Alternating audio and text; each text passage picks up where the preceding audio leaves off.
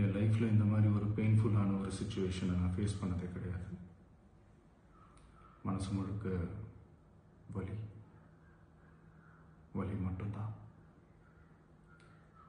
இந்த சுற்றுப்பயணத்தில் என்னென்ன மக்கள் பார்க்க வராங்க, அதுக்கு ஒரே ஒரு காரணம் தான், அவங்க என் மேலே வச்சிருக்கிற அன்பும் பாசம். அந்த அன்புக்கும் பாசத்துக்கும் நான் எப்பவும் கடமைப்பட்டிருக்கிறேன். அதனால தான் இந்த சுற்றுப்பயணத்தில் மற்ற எல்லா விஷயங்களையும் தாண்டி மக்களுடைய சேஃப்டி, அதில் எந்த காம்ப்ரமைஸும் பண்ணிடக்கூடாதுன்றதுக்காக தான் அது என் மனசில் ரொம்ப ஆழமாக இருக்கும் அந்த எண்ணம். அதனால தான் இந்த அரசியல் காரணங்கள் எல்லாத்தையும் தவிர்த்துட்டு ஒதுக்கி வச்சுட்டு மக்களுடைய சேஃப்டி மட்டும் மைண்டில் வச்சுக்கிட்டு அதுக்கான இடங்களை சூஸ் பண்ணுறது, அதுக்கான இடங்களை பார்த்து பெர்மிஷன் கேட்குறது, போலீஸ் டிபார்ட்மெண்ட்டில் அதை ரிக்வெஸ்ட் பண்ணி கேட்போம்.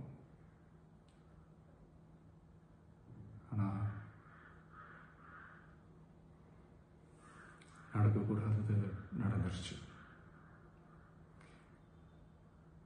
நானும் மனுஷன் தானே. அந்த நேரத்தில் அத்தனை பேர் பாதிக்கப்பட்டு இருக்கும்போது எப்படி அந்த ஊரை விட்டுட்டு என்னால் கிளம்பி வர முடியும்? நான் திரும்ப அங்கே போகணும்னு இருந்துச்சுன்னா அதை ஒரு காரணம் காட்டி அங்கே வேறு சில பதட்டமான சுச்சுவேஷன்ஸ், வேறு சில அசம்பாவிதங்கள் அந்த மாதிரி எதுவும் நடந்துடக்கூடாதுன்றதுக்காக தான் நான் அவாய்ட் பண்ணேன்.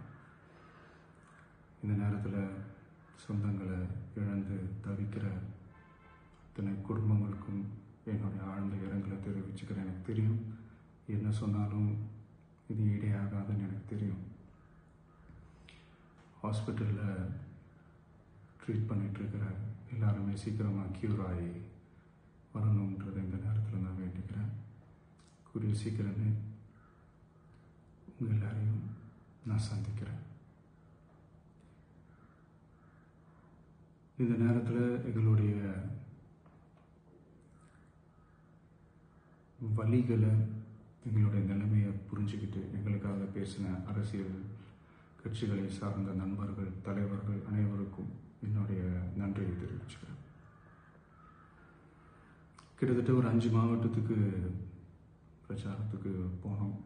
இந்த மாதிரி எதுவுமே நடக்கல. ஆனால் கரூரில் மட்டும் ஏன் எப்படி நடக்குது, எப்படி நடக்குது? மக்களுக்கு எல்லா உண்மையும் தெரியும். மக்கள் எல்லாத்தையும் பார்த்துக்கிட்டு இருக்கிறாங்க.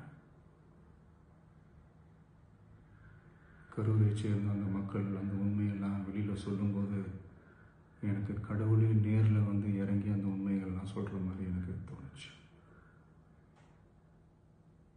சீக்கிரமே எல்லா உண்மைகளும் வெளியில் வரும்.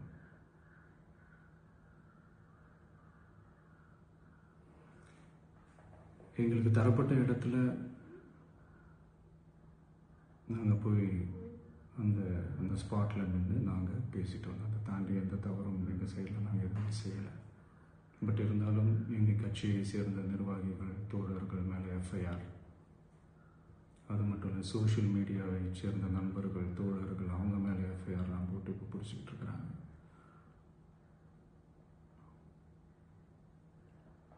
சிஎம் சார், உங்களுக்கு ஏதாவது இந்த பழி வாங்கணும் அப்படின்ற எண்ணம் ஏதாவது இருந்துச்சுன்னா என்ன வேணாலும் பண்ணுங்க. அவங்க மேலே கை வைக்காதீங்க. நான் ஒன்று வீட்டில் இருப்பேன், இல்லை நான் ஆஃபீஸில் இருப்பேன். என்ன வேணாலும் செய்யுங்க. நண்பர்களே, தோழர்களே,